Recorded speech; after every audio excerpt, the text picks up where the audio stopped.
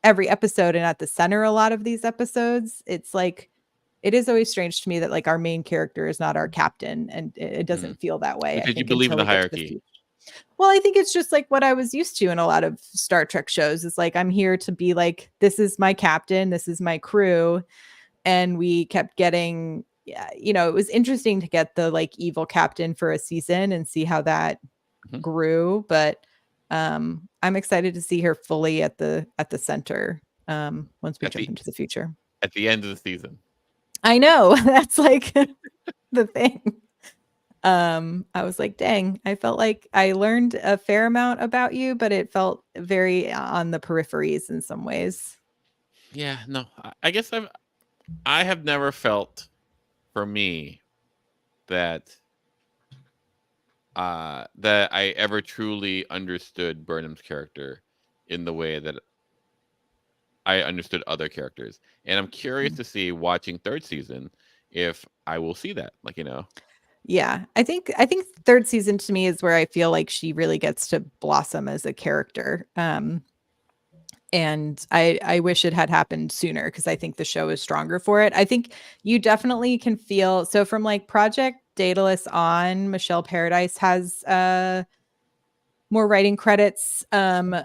Frakes directed Project Daedalus, that particular episode.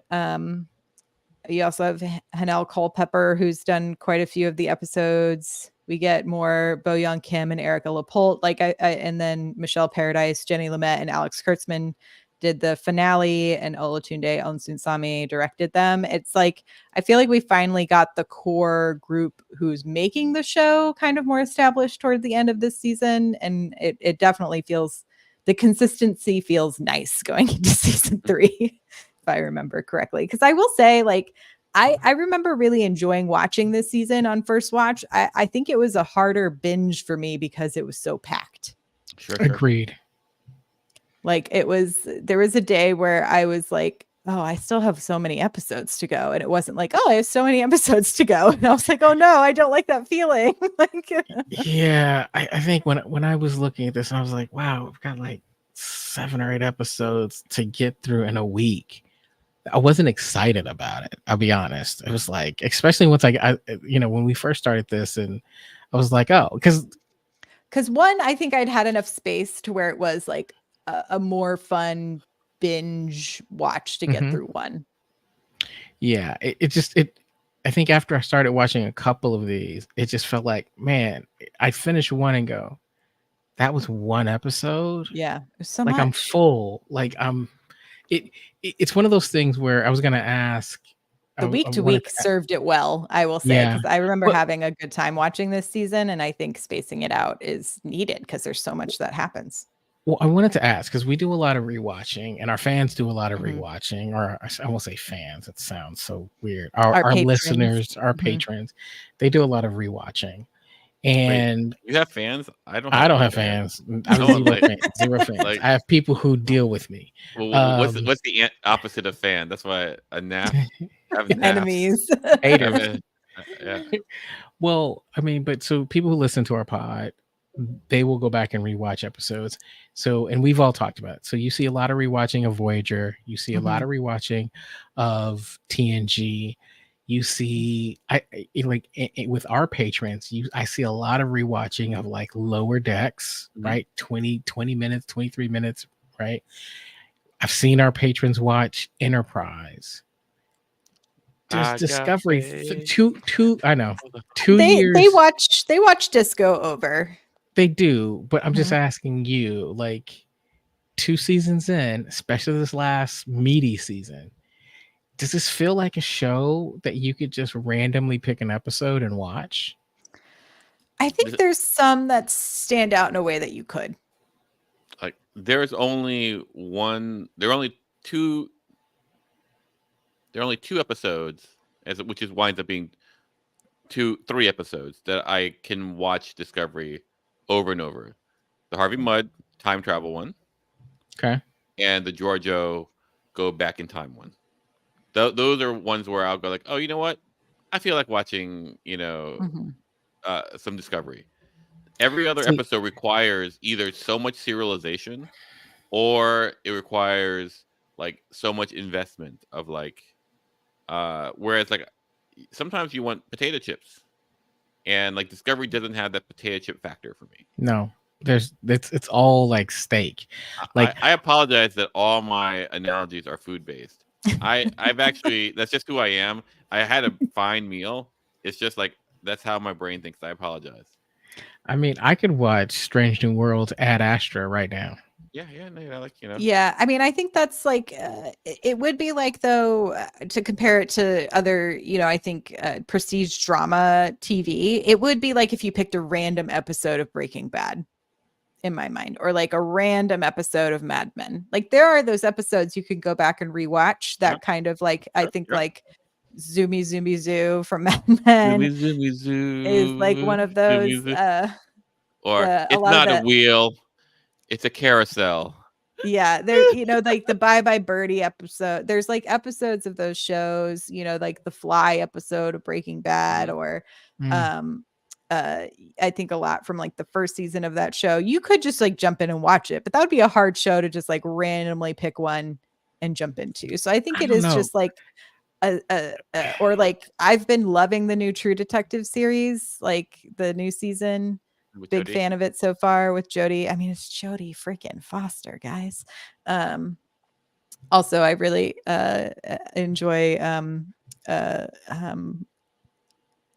blanking on her first name. Her last name's Lopez, but the showrunner, I think she's doing a cool job. But anyway, that's another one too. Like it's a mystery. You can't watch like a mystery out of order. And Discovery, they've said, is a puzzle box show. So it's a mystery. So it's I see what you're saying. Like the Breaking Bad was tough because I think Breaking Bad is so good. You could just pop into a Breaking Bad episode, and it's Breaking Bad is one of those, if you were walking by and somebody is watching it, you'd stop and just kind of linger and watch it, like wherever you were in the middle.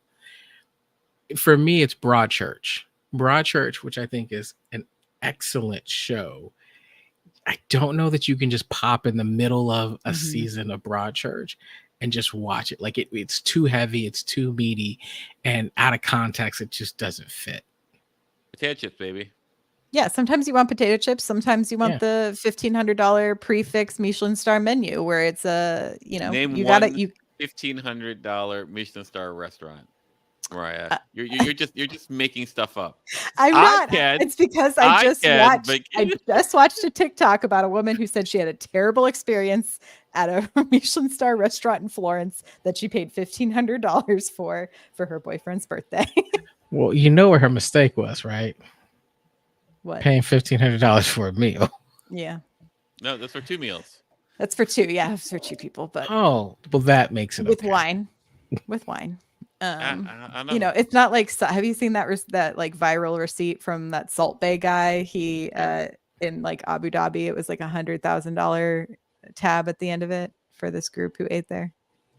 That's too much money. Like they're like, like I had a friend take me to the only 3-star Michelin in Southern California. Like what's the one? I was like, it's not the French Laundries in Northern California. No, this one's in San Diego. It's called Addison's. Okay. And it was quite expensive. It wasn't quite $1,500 for 2, but like it was quite. But like he had done me dirty, and he was going to pay for it, and he did, and we're all cool. I love. Anyway, I was like, I think I know this the back of the situation, so this makes sense, Paul. But like, yeah. Was the food good? Yeah, it's a 3-star Michelin, and although I would say that as a person, I do not prefer to eat at 3-star Michelins as much as I prefer a 1-star Michelin. And the reason I prefer that because like 3-star Michelin. Welcome back to Michelin Chat. Right, Michelin Chat. Like 3 stars, like they're at perfection, so they're concerned with making things perfect. Whereas the 1 stars, they're hungry for the 2nd and 3rd star, so they're hustling. They're trying stuff. They're taking swings, and I always respond more to people who are hungry than people who are at the top of the hill, because like I guess I'm just working class that way. I'm just an average guy eating $1,500 meals. All right, Myrriah, I want your take on this chat that just came in.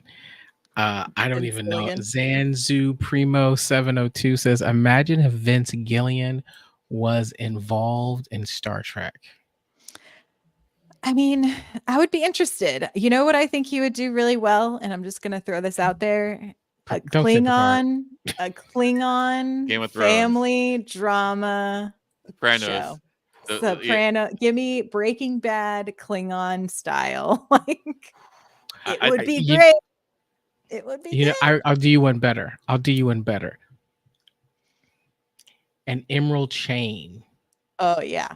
That would be great. Like, Crime Syndicate. Mm-hmm. Now, show. I'll do you one. Orion Crime Syndicate show. I mean, because you got Orions.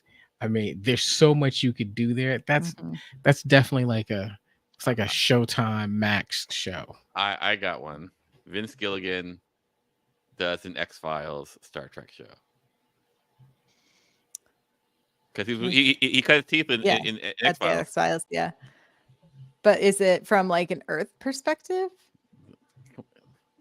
Wherever? Figure it out. Vulcan? All right. I'll ponder on that. I'm with mine. I think Orion Crime Syndicate show. I'd watch that. I'd watch that. I will say that, like, starting from that one episode in Enterprise where those 3 Orion ladies are dancing, from that on, like, oh, you know what? I'm really into Orions. Yeah, I mean, and then Lower Decks has really built out the world. That's what I was gonna say. And if you start with a live Tendi, man, that's a winner right there. I'm hot for Tendi. I'll say it. It's out there, and she's not even using her pheromones. She doesn't have to. She doesn't have to. Okay. Anything else to say about this second season of Discovery? Ultimately, when I look at it, we got some more Amanda Plummer. We got some Jet Reno. Amanda Plummer. No, sorry. Michelle Yeoh. We got Michelle Yeoh. We got some Jet Reno. Mm-hmm. We finally got Spock. Mm-hmm. And by the end, I think you're right. We're starting to really get to a place where I felt like this. It's almost like it'll be interesting where we're supposed to be, right? I'm trying to figure out if what this series would look like without the second season. I mean, we wouldn't have a lot of our other Trek without the second season, so it's like a necessary sandwich, overly layered sandwich, if you will. Because I think it was them testing the waters of what people were interested in, to me. Yeah. I feel like any of the subplots of the second season could have been its own season. Yeah. Yes. I agree. I think I would love to see just a control thing, like, where Discovery is fighting. Like, I've always had that problem, right? Where you go like, oh, it's a hat on a hat on a hat. Like, Control's always gonna come after you. I go, like, how? Like, your Discovery, you could literally go to the Delta Quadrant. Like, like, it's going to take Control 70 plus years to get to you. I really hope one of those signals that you assume is going to show up will show up. So, like, anyway. Is the best thing, I hate to say this, this is going to sound terrible, but is the best thing about season 2 is that we get Pike. I mean, I think it was like the opening of the door for Strange New Worlds. I think it was the opening of the door for Section 31. I think, I think it was the season that opened the most doors for more new Trek. I think that the best part of season 2, and this is, I think I'm very strong about this, actually, because when you say it like that, I was thinking that, like, this is the origin of Peanut Hamper. I knew you were going there. You didn't even surprise me. I was waiting for it. I was like, here we go. I almost beat you to it. I almost threw it out there. Giving us the most important character Star Trek has ever created. Exactly. The person with the most humanity. Yeah. Yeah. I'm expecting to see Peanut Hamper in the final season. That would be incredible. I would stand on my feet and applaud and make a video if that happened. A reference, if you will. Just a reference. Okay, y'all. I'm excited to dig into season 3. I am excited to get to the future. I'm ready for it. I'm excited for a whole season spearheaded by one showrunner when we get there in season 3. We're going to be taking next week off because it's like a day, I guess people celebrate love and stuff that week. You know, it's a thing that happens. The whole week? Okay. Things happen. I'm also working. So that was the other reason. Okay, no worries. So we will be jumping in on the 22nd for part 1 of season 3. And on the 29th, we'll have part 2 of season 3. Anything else y'all want to add? Anything to plug, promote, talk about? If you guys have any like experiences at 3-star restaurants, please tell Myrriah. Let me know. Let her I'm know. going to send you this TikTok. I'll find it. But yeah, you can also hear me over on Mike's other pod, Intergalactic, talking about the movie Prey. We had a great time talking about that movie and the Predator franchise, so you can check that out. And soon Mike and I will be talking about Gattaca. Ooh, Gattaca. Good times. So if you want to hear us chit chat some more, you can go hang out over there. You can subscribe, rate, and review on Apple and on Spotify. Please give us a rating. It helps other people find the show. It kind of moves us up in some of the ranks. So we appreciate that. If you haven't given us a review in a minute, or share the show with a friend, because we're getting ready for disco. If you're trying to invite some new friends into the Star Trek family, let them know about us. StarTrekPod.co for all the links to our Patreon. Also links to the merch down below. You can find us on Twitter and Instagram at StarTrekPod. Shouts to Karen for helping us run our X account in that dumpster fire of a place on the internet. We will see you all next time. Live long and prosper. Hey, did we miss Choopy? I didn't see Choopy here today. We did. No Choopy. Hey, shout out to Choopy. Hey, Choopy, we missed you. We'll see you next time. Yep. Bye, Bye. everyone. Appreciate y'all.